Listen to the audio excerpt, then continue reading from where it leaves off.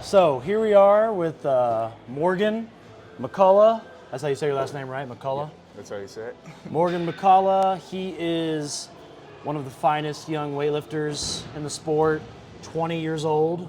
19. 19. Oh, so you still got one more year as a junior. I turned 20 in a month and a half, but You know, it's kind of up for debate. You know, a lot of people think that he's been like 16 for like 5 years in a row. But he's 19, he turns 20. He's hit some pretty crazy numbers. He's, you know, the youngest guy in USA weightlifting to ever clean and jerk 400 pounds. Best snatch, 165 kilos. Best clean and jerk, 202. Clean 210, jerk 220. You know, he's a guy who's been to a lot of meets. What kind of world teams have you been on? I made one youth world team, and COVID took away my last year, so I technically made two. I've made 3 junior world teams, Yeah. or I've competed at 3. This year will be my 4th, and COVID took away a 5th one. And I have also been to 4 junior PanAms, medaled at all of them. Nice. I've been to junior PanAm games, got bronze there, and I won 2 youth PanAms. Nice. So yeah, clearly he's a guy who's been around. You know, he's had some big moments at international meets and national meets, and he's definitely an ascending weightlifter. So I wanted to have him on and talk about his experiences. You know, he has a lot of friends like Wes Kitts and Nathan Damron and, you know, other legends of the sport. So I think that, you know, his perspective on weightlifting and some stories that he has are probably some really unique ones. So first what I want to do is kind of just talk about your resume. Mm-hmm. So you started CrossFit when you were 6, Yeah. right? And you moved, and your mom took you to a CrossFit gym when you were 6. Mm-hmm. And you started weightlifting maybe in like 2011, 2012? Yeah, I moved from Alabama to Kansas, and the CrossFit gym we started going to, there was a weightlifting coach at like 6:30 p.m. on a Thursday, and I was outside just watching them lift, and I had a little stick, and I was trying to copy the snatch movement. And finally one day, after about a month of me doing that, he finally brought me in and started trying to teach me how to snatch, clean, jerk a little bit, but mainly it was just on little wooden platforms, and we had like a 5-kilo bar. Just went from there for about a year, and I didn't start real weightlifting until 2015. Yeah, and then you're talking about the local weightlifting coach. That was around the time you were 11. Yeah. Right? Yeah. And then you met MASH at a local meet. Mm-hmm. Right? So your mom maybe like sent him some videos or something? So we went to a local meet, and that was the local coach. He only coached me at one meet, and that was that one. But it didn't go well. He didn't track my numbers right. He wasn't really present for it. And Travis was there, and we honestly, like, a couple months after that meet, we didn't talk to Travis or anything at the meet, but we knew who he was, obviously. But it took a couple months, and I clean and jerked 200 pounds at 12 years old or 11 years old, and my mom like tagged him in the post on Facebook or on Instagram, and he reached out and was just like, I'd like to coach your son, won't charge him, just I want to coach him. And we were only about 2 hours away at that point, so we would go up every Friday and then stay on Saturday. And we were like that for a solid year and a half, and then we finally moved out to Winston-Salem, where MASH was at the time, and I lived out there from May 2017 to until I left MASH. It was August 2021, September 2021. Nice. You met MASH, local meet. He decided that he wanted to coach you, and obviously, you know, he had a big impact on your career, and you know, helped you really come up from the time you were a kid to like a young man like you are now. And you accomplished some great things, like, you know, snatching over 300 pounds, clean and jerking over 400 pounds. What are some of your fondest takeaways or memories from working with MASH? And Don McCauley, obviously, he was there as well. Yeah, honestly, the biggest takeaways I had from it was just the bonding with all the athletes in there. Like, I from day one, it was Dylan Cooper, Tom Summa, Mason Groller. We had John Stang in there for a while, and then we had Nathan. We just had a ton of people. Me and Ryan Grimslin started around the same time. It's a lot of really good junior lifters at the time. Yeah, at the time it was like they were all making junior world teams, junior PanAms, or medaling there, and it was just great to experience that. I was young, so I wasn't lifting nearly as much, so I was just able to sit and watch them lift the whole time. And Travis, Those are some good guys to watch. yeah, it was great. Because Tom, he's a guy who's quiet, but I know that you have a fondness for Tom, and he's one of those guys that like you look at him and you don't think that he's gonna be able to do what he does, and then you see him like pull under 160 and he's like in the bottom for like 10 seconds, like and he just can't stand up, like or like triple bouncing a PR clean and jerk of 190 clean and jerk. I mean, he's just like one of the gutsiest guys. And then Nathan, obviously, from the time he was there to now, he's just become, maybe even a front runner to come to the Olympics. Yeah. And Paris, but he's just become so consistent, technically proficient, and Dylan's doing his thing as well, and other people. So you got a lot of good people to watch and model yourself after. Definitely. And now you're working with guys like Wes Kitts, and Ferg, who is kind of newer on the scene, and Trevor, obviously. Trevor's one of my best friends. I've been training with him for a long time, and he's a good guy to train with as well. So it seems like you just kind of had the mixture of like good coaches in your corner and great training partners, great atmospheres to be a part of.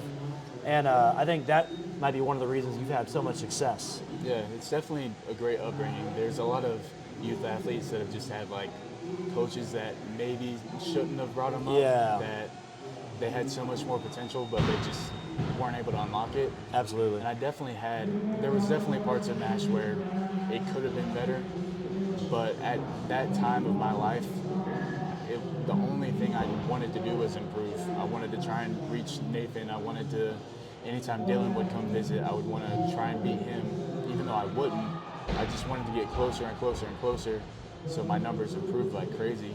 Yeah. And technique just didn't really have a factor until later on. I had to find out with injuries that I battled just that technique does mean a lot. Yeah, because I know when I was watching you coming up, I saw like a lot of cleans crash and you get rocked in your position and stuff like that. And I remember talking to Trevor before we even knew you. And I'm like, dang, man, this kid is pulling under some big weights. Like, definitely got some big nuts, obviously.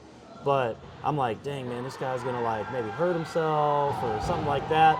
And your technique has come a long way, obviously. I mean, I don't know who necessarily it is to credit for that, but I mean, it's probably yourself. A lot of like work on yourself and watching your videos and whatnot, and working with other athletes and coaches. But your technique's come a long way, and you're looking really good with your lifts now. Even with like 165, 200, you're still looking great. So next thing I want to talk about is international teams.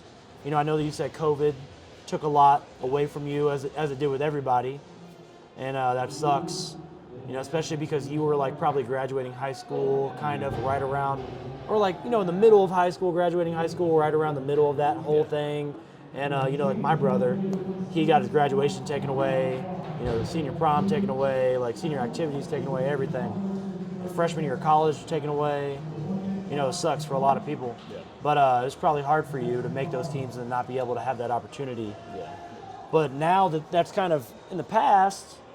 You're making teams and you're trying to like really push the envelope, and you've had a lot of experiences. Tell me what it's like to be on an international team, to get that email and say you're selected to be on this team, and then to actually go and be a part of it. What's that like? It's ever since the beginning, it's always just been a crazy honor. Like when you're a kid, especially for me when I started with CrossFit, like I never would have thought I would see Team USA or my name would mean anything. I always just thought I would kind of be there. I would go to the gym. I never thought I would become something that I'm hoping to. So just every time I get that email, even though it's become like I've made 11 or 12 teams so far, it's just every time it's just something that it means a lot, because it's not like going to nationals, you're representing your country. It means something more than just yourself. It's just weightlifting at the end of the day, but it's like you have that USA on your chest. You know what Yeah. you're there for. You just feel like you're like a part of that brotherhood where it's like, only the best Yeah. are able to get to that point, and you know that like once you get to that point, everyone at that meet is good, Yeah. and it just makes you feel like you were talking about, like you wanted to push yourself to beat Nathan and all these people, and then you go to these meets where you're surrounding yourself with other people who are just as good or better than you. Yeah. It just makes you feel like you're on a whole nother level.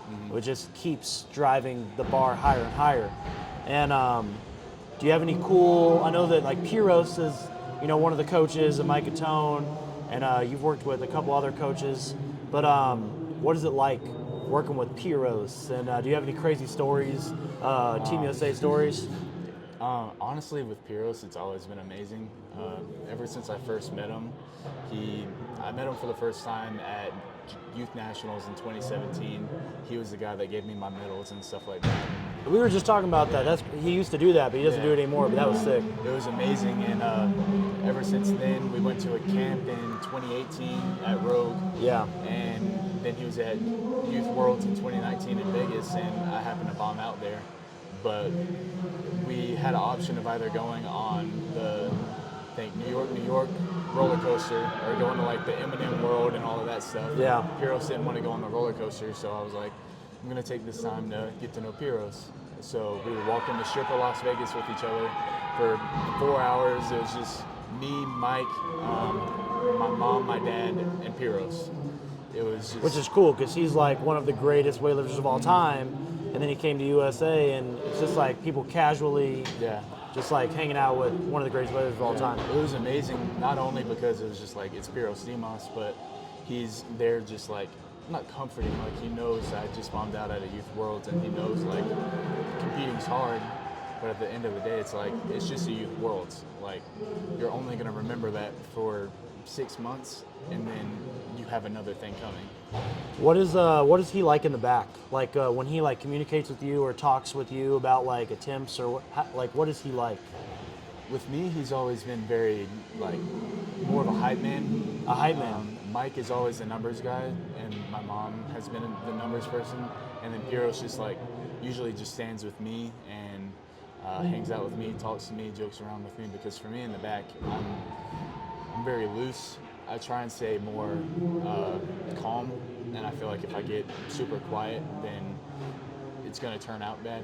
Like I don't like getting in my head, so I just like to talk around and listen to my music and things like that. So having Pyrros, he'll just like sit down with me, hype me up, and just things like that. What's some of the best advice that he's ever given you, or best like tips or tricks? Like what's some of the best things he said to you? He's always just told me that every meet's a new one. So when I did that at Youth Worlds, a couple months later I had Junior PanAms, and he was back there too, and he knew that I was probably going to be a little bit nervous after bombing out. So the day before, he sat down with me by the pool and was just like, it's a new day, it's a new competition, you're way more experienced now, you know what it feels like, you just have to keep going. It doesn't matter the session before, the competition before, every competition is a new one, and you have to make the most out of that one itself. Absolutely.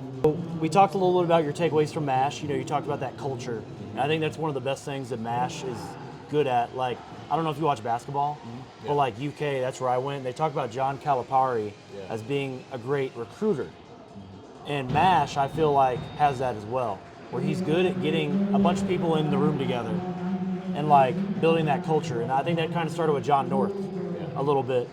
But Don McCauley was a guy who was there with him for a long time. And, he's definitely known, but he's definitely not maybe as well known as MASH. But I know that he's someone who is really important to you, really special to you. You obviously, you told me you had a tattoo of his autograph or his signature on your arm. What are some of the biggest takeaways that you took from Don and your time with him? Don was far more than just a coach to me. He's always just been someone that I could rely on. And he coached me at my first 2 national meets, and he was always more to me than just a coach. So I always wanted to make him proud. Every session he was there for. He saw my worst days, my best days, and so you guys grinded together. Yeah, he never changed with me. No matter what happened, I had a bad meet, I had a bad week of training, I had a bad mood. He was just always there. He knew what the goal was, and he knew how much I cared, and he respected that, and that got us really close, that I would do anything to get as good as I want to be, and he wanted to help with that. And sadly, he's not here to see it, but I really hope that I've made him proud with all the progress. I think you definitely have. And I mean, like I said, your technique's come a long way and your numbers have as well. And I think even beyond, juniors, I think you're going to be successful as long as you want to be in the sport. And I think he definitely would be proud. And I know that you're on Cal Strength now as well. Do you work with Dave Spitz at all, or do you work mainly with like Wes Kitts a little bit? At the moment, my situation is my in-person coach, since I still live in Hickory for the next month and a half, is my mom's like my in-person day-to-day like technique and things like that. And then Wes provides my programming. Okay. But so you deal with mainly Wes and not Dave Spitz? Yeah, Wes and my mom are my main two people that I deal with. And then Dave, like, if I go out to California or he was just in Tennessee, like, I don't...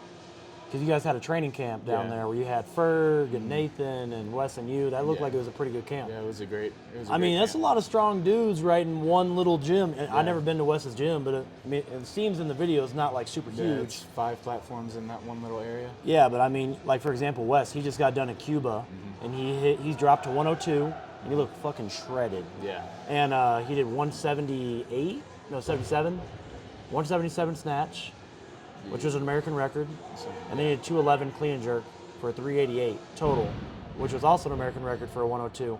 And I mean, he's amazing. I mean, what he's been able to do. He was kind of like Ferg, where he just popped up on the scene, hitting these crazy lifts, and then he's really just right away. He's really just refined himself little by little to being where he's at now. And I know that he's a great guy to look up to as well. Do you have any crazy Wes Kitts stories? Honestly, right now, me and Wes, you got to give me the juice. We're still getting closer. Like I was a fan of him for a long time, obviously, because I was young growing up. I knew I would be around his body weight, things like that. So the first time I met him, it's not really a Wes story, but it's more of a Dave and Wes story. Okay. I was out there in February 2020 for Junior Nationals. I was there. I didn't compete. So Dave was like hopping on a workout. It was a Wednesday afternoon. Had no clue what the workout was, and he was like, "You're sharing with Wes today." I was like, "Great." I didn't know what anything. So he was like making me do 70 kilos about 20 times, 100 kilos about 10 times, 110 another 10 times. Finally got to my 80% at the time, or whatever it was, and he just made me snatch 120 over and over and over until for an hour. Until I got it right. Who, Wes or Dave? Dave, but Dave. Wes wasn't saying crap. He was just like letting Dave do his thing until after he was like, "You just got the Dave special." It was a 80% for 8 singles workout, but it's 8 singles that Dave likes. So that's what he does. Yeah, it was like the first time he sees you and he sees like you might have some technical errors or you might have just some problems with certain weights. It's like, let's see you do it. So why 8 singles? Why 8? Why not 5 or 7 or, It's just, that's like week 1, 80% for 8x1 is okay. That was just the program or whatever? Okay. Yeah. Then it goes down and down and down. See, I've known of Dave Spitz for a while. My first ever nationals was the 2015 Senior Nationals in Dallas, and Dave was in the back there, and I kind of chatted with him a little bit. He was working with guys like Shaheen, and the guy who went to jail. Oh, Hisaka. Scott Hisaka, dude. That guy, he was crazy. Yeah, Scott Hisaka actually competed in my first ever meet in my session with me in Miami. It was Team Seoul Miami Classic, and he was there. But I talked to Dave a little bit, but I always thought of Cal Strength as being mostly like Glenn Pendlay, because he was there for a long time with like Schenkel and John North, and that's what I was like. I watched all those YouTube videos growing up in weightlifting, and so I didn't know like how much Dave knew about weightlifting. But I mean, obviously he's produced some great athletes like great. Nathan. and Wes, and now you, by association, obviously. So now Nathan Damron, the Freedom Fridge. That's what he's called, right? Yeah. And then you're the Freedom Freezer, obviously. You two, like 1 and 2. What is your relationship with Nathan like? Tell me a little bit about Nathan Damron. What the people don't know. Tell me what the people want to hear. Honestly, me and Nathan have been training together off and on since I was 11. At MASH. Yeah, at MASH, and then now with Cal Strength, we Yeah. see each other quite a bit. And Which is crazy that you two have kind of like moved together through your whole careers. He's quite honestly the reason I went to Cal Strength. Like, me and him were that close at That makes MASH sense. That I wanted to be with him again. Like, even if it wasn't in person, like, I wanted to do what he was doing. Well, you got to surround yourself with people who you know are gonna A, be there for you, and B, like push you. And if you found people like that, like, yeah, it makes sense. Yeah, Nathan's always just been like the older brother kind of figure to me. That makes sense. He was always out lifting me, but the first time me and him got to share a bar was when I finally hit 120, 160, because he knew if I could put 2 reds on the bar, he would be able to put his weights on the bar. He'd be able to change the and weight he would be easily. able to- so once I finally did 120, 160, that's really when we started getting close, because we were able to, we just loved sharing bars. Every session, it was just like share, no matter what the workout was. It was just like, we were on different programs, but it didn't matter. We would do the same bar. It just makes it really easy when you got the 2 slabs and you can just go off and on. Yeah. It does. It makes it way We just easier. had a great bond from the beginning, and now we maintain it being on Cal Strength. And he's been a great person to me. Nathan, he's a quieter guy, right? Like, in terms of like when he's around here. Nathan's a quieter guy until you get to know him, man. Yeah, that's what I'm saying. Like, I've never had really a chance to like sit down and talk with him. Tom tells me stories about him all the time because Tom trains at my gym. He's one of the smartest people I've ever met. Nathan is quite honestly one of the smartest people in the world. Like, he is. There's something about him. He's just he can do anything. Tom tells me about Nathan, and he's like Nathan is like a stone cold killer. Yeah. Like, he'll just be sitting there and like he'll just like go literally do anything like that. Like, he's just a stone cold killer, and he doesn't think twice about it. He just goes and does it. That's what Tom tells me about him. I've talked to him a couple times over Instagram and in person. Like, we shook hands, trained together. I think one time at finals in Denver, me, you, Nathan shared a bar in a training hall, and he's really cool. He's one guy that I'd like to obviously have on the show, but just be around more often because he's a great weightlifter, and I'd like to learn from him also. Yeah. So now, Tom, to complete the trio, right? Obviously, what is your experience with Tom? Tom left MASH like early on in me moving there. Yeah. So all I got was like a couple days here and there with him, but he was always great. You just, like you said, you don't expect what he does. You don't. He just does. He was just like snatching 155. Like, his block snatches were insane. Yes. He was just He calls out. it his honey hole. Yeah. That's what he calls it. He's He was like, just that's my honey grinding hole. out cleans, and he would go back squat, not be able to do 500 pounds, but he could clean 182. Yeah. It was just like, me and him never got to the point to where we could get close, just because I was so young. I was 13, he was about 20. So me and him never got like that connection, because me and Nathan obviously got more time. He got to see me grow up. But I've always just had a big respect for Tom. Just his weightlifting has always just been like really great to watch. And his technique is just you feel better when you're in the room with him. You feel like your technique is improving when you're watching him. Whenever he's in the gym with me, I always feel like I have to be a little bit sharper, because I know that he is, really technically proficient. And he also, like, he's not afraid to tell you if he thinks that something wasn't good. No, he's a very brutally honest man. Yeah. So like, someone will do something and he'll be like stronger, faster, higher. Like he'll just tell you. And he's one of those guys that, like, he has a mind of his own. He doesn't like people telling him what to do. So he likes to do his own thing. So he's definitely an interesting person to be around. But he's one of the craziest motherfuckers ever. He's got that stone cold killer in him too, just like Nathan probably. He definitely does. So now that you're 19, you're going to be shooting for, the junior teams this year that you're on, obviously, and the next year. But even beyond that, what are your goals? Like, what are you trying to get out of this? I haven't really. Not like numbers per se, but just like what is like, this is what I'm working towards. I used to do that a lot to where I would just strive for certain things, but anytime I've ever fallen short, it's left me in kind of a hole to where I can't really dig out of it. So Just from the expectations. just expectations, pressure, things like that. It's always like, it hasn't really gotten to me, but I've definitely had moments to where it's been like too much. And anymore, like I have goals to go to the Olympics. I have goals to make senior worlds, break records and things like that. But honestly, I just want to be the best I can possibly be, no matter what that ends up being. If I never make a senior team, that's what happens. As long as I can be me. I love that you said that, because as a young guy, it's easy to get drawn into the trap of, I want this number, blah, blah, blah. But, Kobe Bryant, who that is, right? He always talks about success is in the journey. Yeah. And I love that you said that, because just trying to be the best you or be the best me, you know that you're going to get where you want to be. Yeah. And when you don't have to set reach for it. expectations, it's almost like you're trying to skip a line. You have to go step by step every single time. Like everything's leading you to a bigger goal. So when you're going like to a youth worlds, it's preparing you for your future of going to the Olympics, or you're going to a junior worlds, you just leveled up. Especially going to one as a youth, you just level up until finally you get that level 100 and you make the Olympics. Yeah.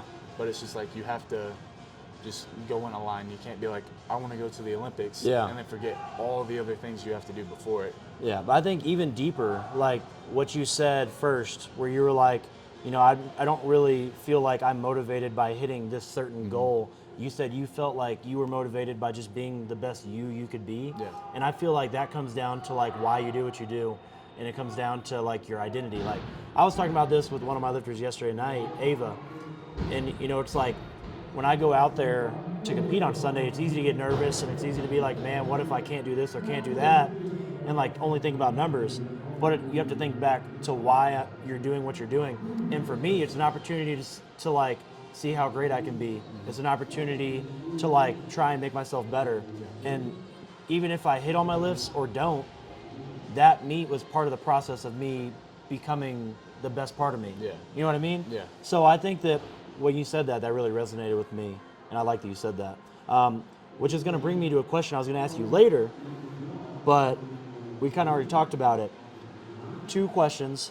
How do you handle the stress of expectations? Making world teams, you're like, I have to hit this number, or I have to beat this guy so I can make this team, or whatever. And then how do you handle pressure before a meet? Like before a big meet, like how do you handle that? Anymore, when I was younger, it was definitely really hard. There was always expectations on me, like breaking American records or winning or just things like that I just had to do. Like people were just all over me about what I needed to do, what I had to do, or what they expected me to do.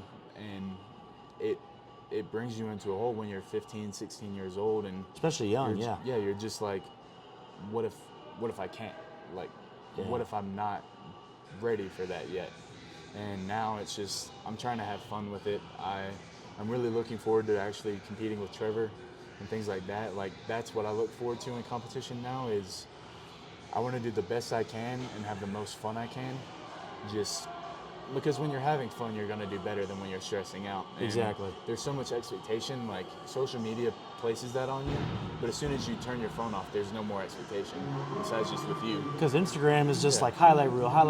I feel the same way. Like when I see you hit a big 160 snatch, and the first thing I think to myself is, man, I just hit 150, but I'm like, man, I got to hit 160. Like I got to catch Trevor, I got to catch you or whatever. Like, and it's one way to like push yourself to like compare yourself. Yeah.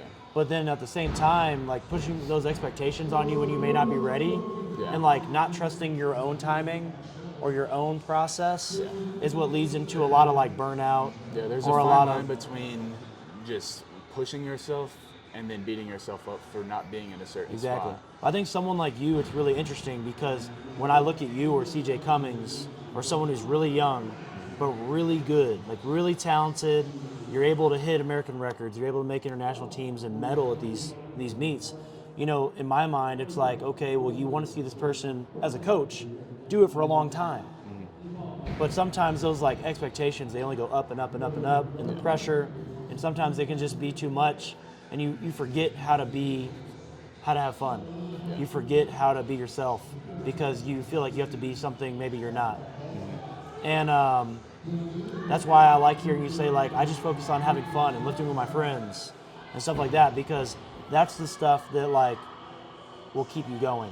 Yeah, you forget who you are when you're just doing it for the glory, I guess. But if you're doing it because you genuinely want to do it, then that's what's going to get you to the spot. Like if you set your heart for the Olympics and you don't do it, then what do you have? You're do you empty. feel like you're a failure? Yeah, but it's like you did all these other awesome things along the way. You forget it's steps. Like the Olympics is only bringing 3 guys and 3 girls.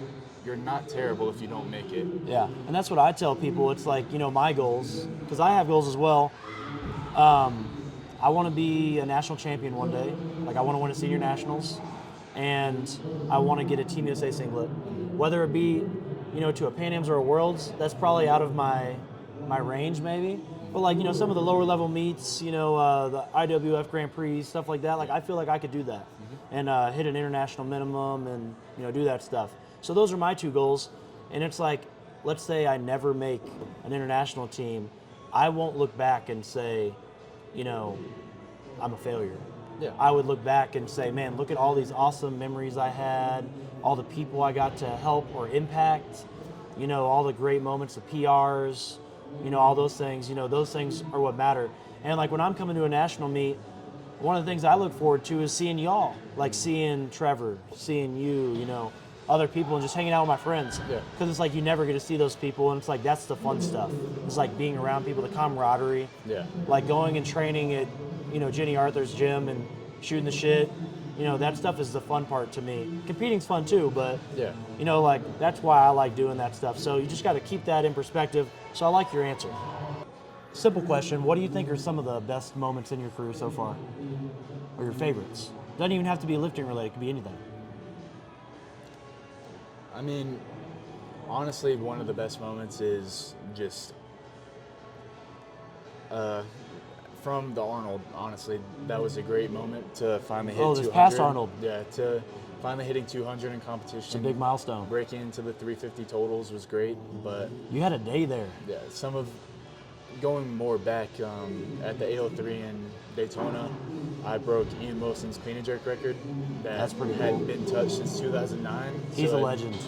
And I hit 190 clean and jerk there in the 96s, and that's always going to set with me because I broke his 14-15 clean and jerk records too.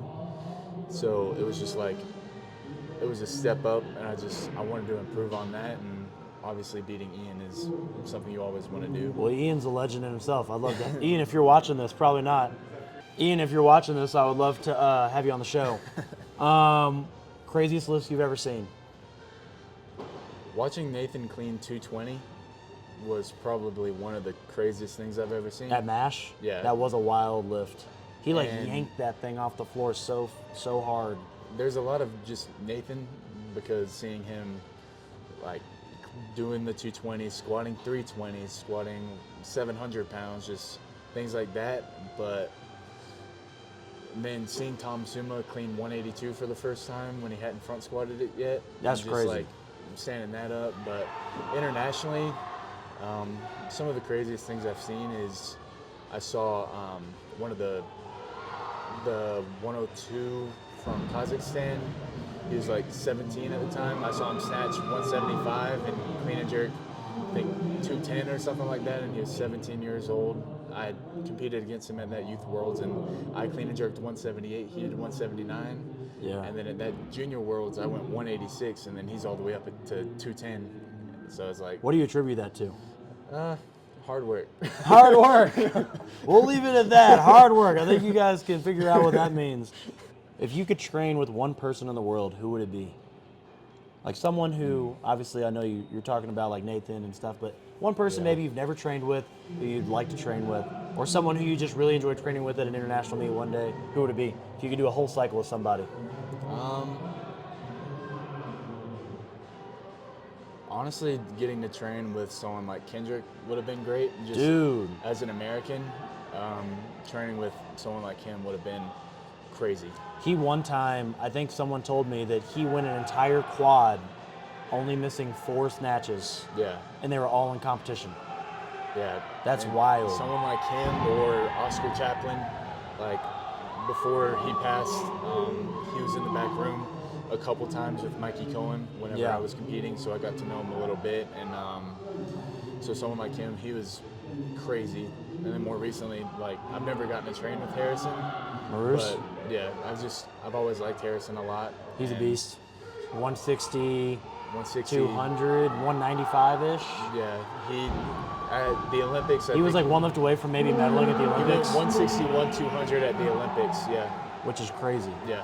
And he was 81? Yeah. That's wild. Pretty That's like sure he weighed super light strong. too. I wish, he's one guy that I wish would have stuck around. Yeah, I feel like he'll come back. He He's was in another school guy right who was now. like you, like really good, really young. Yeah, Why do you think that he decided to stop? I think it was more just ready for more endeavors. Just something else? He's in college right now. He's always wanted to be a doctor. Like he's doing bigger things. He's Okay. already accomplished the goal. Like he didn't medal at the Olympics, but He had a great honestly- day at the Olympics. Honestly, 2 people have popped from his session. He's not a silver medalist, but like 2 of them have popped. So he has potential to get a medal one day at the Olympics, and that's all you can ever ask for is making it, and then potentially getting a medal one day is And he had a great day. is something that very few people can say, and almost no American men can say. So Yes, for sure. I'd say he's doing good. Being a doctor is something that he's one of the smartest people I've ever met, and I know he can do whatever he wants to do, and I think he'll be great at it. For sure. If you could go back and give yourself a piece or 2 of advice, what would it be? I would just say take my time. I rushed a lot of my youth career. Every day was just trying to improve instead of improving numbers, and I never took the time to improve my technique or get better at my eating or sleeping or things like that when I was younger, and I never dialed it in. So I wish now, like knowing how hard it's been to just improve to where I'm at now. Like I've had recent improvement, but I was stuck at 140, 190 for the longest time. I could not improve, and I still didn't take the time to work on my technique. It was always just like maxing out my squat or clean or things like that. I never focused technique, and that's the most important thing in weightlifting, especially when I was young, skinny, and trying to lift 190 all the time. Like you just can't do that. So I was getting nagging pains and Injuries. I needed to focus and take my time, not worry about all these meets that I had to go to or not even had to go to. It was just things that I thought I needed to do because everybody expected me to do them. And Talking about expectations. yeah, improve every time. It's just, I didn't give myself the time because I didn't think I had it. But now I know, looking back, like, I don't remember most of my youth career anymore. It's just, I could have maybe been further along now. Maybe not. Maybe could have been worse off now. But it's just like, I wish I would have taken a little bit more time to focus technique more than just PRs. Maxing out. Yeah. It was fun, but now I look back and it's just like, it was. Well, I think it's a great piece of advice, is just to be patient and trust your process. And, you know, I knew only a couple more things. I know you said that, you know, your technique's improved a lot, and I think that it has. I mean, I think that you've become, you know, quite a technician, especially with some of these bigger lifts you're doing. What are some of the things you attribute your technique improving to? Like, it doesn't even, I mean, it could be specific cues. You're like, this really helped me, or it could be like, this coach really helped me, Yeah. or like, you know, what are some of the things you're like, these things really helped me dial in my technique? So the first person that really like took advantage of my technique that was like, we're gonna fix this, was Don. And we were really good and we were doing it, and then he had to go because of all the things that was going on with him, and he eventually passed.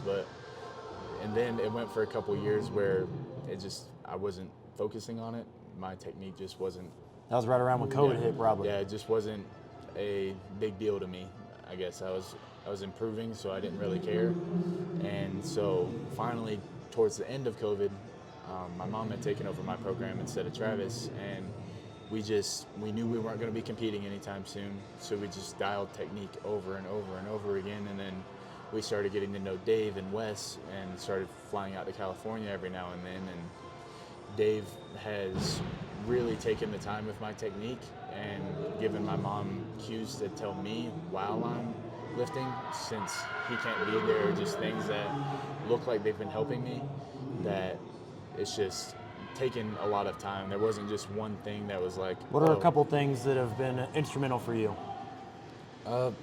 Honestly, just, it's not really a cue, but it's just focusing on not rushing to the front of my foot too fast. Okay. I always have a problem with when I get to my I have that problem position, too. my heels come up. Yep, I have that too. And Same thing. Dave has been telling me nonstop ever since I met him to just keep pushing longer than I have to, because I rush it because I know I'm strong enough to make it. But he's just like, if you want to snatch 180 one day, you can't do that. You have to trust the whole movement. You have to get the whole pull out of it. So it's just that, and relying in my extension just as vertical as it can be. I used to have this big, like, rounded back and throw my hips at the bar and up on my toes, throw my hips, and it wasn't good. It was not good technique. Yeah. Well, you don't get to snatch 160, 165 like you do without your technique improving significantly. Yeah. So whatever you've done has worked. How does someone choose a coach or program to follow? I think personally it's what you bond with. The program matters a lot, but you got to find a coach that you mesh with really well. Like, you can have... So the relationship is Relationship important. means a lot. You don't have to be best friends or anything like that, but you have to have like a big mutual respect that you would put your life in their hands and know that they would try and save it. Because there's been a lot of times where it's just been like, I didn't believe in myself, but having someone else believing in me was all I needed. And that got me back to where I needed to be, to believing in myself. It's having a coach that won't dip on you whenever you're doing bad, or just certain emotional things where it gets involved and you can't focus anymore. Like, you just have to have that mutual respect of, this program is gonna get me to where I need to go, no matter whose program it is. And it's not like Cal Strength's program is just this magic pill, but I trust it with my entire being, so it is gonna get me to where I want to go. So what you're saying is the program is important. Like, you want to be with a coach who knows what they're doing, obviously. Yeah. But at the same time, it's like the relationship and the trust and, you know, the decisions made, being in your best interest. Like, those are the important things. The coach matters a lot, but there's not like this team is huge, that I have to go there. It's like, there's plenty of coaches that you can just trust. There's plenty of good coaches, Yeah, there's so many that don't get the recognition they deserve, that as long as you trust that coach and you can read the program and be like, that's a pretty smart program, instead of being like, oh, I would change this, like, why would you do a program that you would change? Just write a program for yourself if that's the case, or find a different one. Like, you have to find that program to where it's like, I trust this with everything. And as soon as you can do that, I feel like you're pretty set. You know, one of the best ways to find a program that you feel like is a good program is to find one that's developed good results. Yeah. So like when you see teams that have lifters that are successful, they make good lifts, they have good competitions, you know, they seem to be having fun, there's a good culture, you know, maybe, you know, they're accomplishing their goals, whether it be international meets or whatever. You know, I generally tend to think that the results speak for themselves. Yeah, definitely. So everyone's program's a little different. Like, I know I've looked at Cal Strength's taper and peak, and it might be a little bit different than mine, but I think the big thing is they all produce good results. Yeah. And the athletes, you know, it's a good culture and they trust the coach. But yeah, like today I did a different program than I was supposed to do because I was training with you. Yeah. But I was like, you know, this is gonna work for him. It should be fine for me. It's gonna work for me. You know what I'm saying? Yeah. So I was like, hey, it's not a big deal. I'm just gonna, you know, lift with you guys. And so yeah, man, I just wanted to say thanks for your time. And I know that people listening got a lot of good information, especially the young lifters out there. I'm gonna send this out to all the young lifters. I got a guy named George. He's like your age, 19, and I know that he's felt a lot of expectation to make world teams and maybe come up just short. He came up just short at the Arnold, came up just short here at Nationals. But I don't want him to feel like he has to have expectations and all this stuff. So I think a lot of youth lifters out there trying to make a name for themselves can learn from what you said. And I appreciate your time. Yeah. And good luck this weekend. Thank you. You too.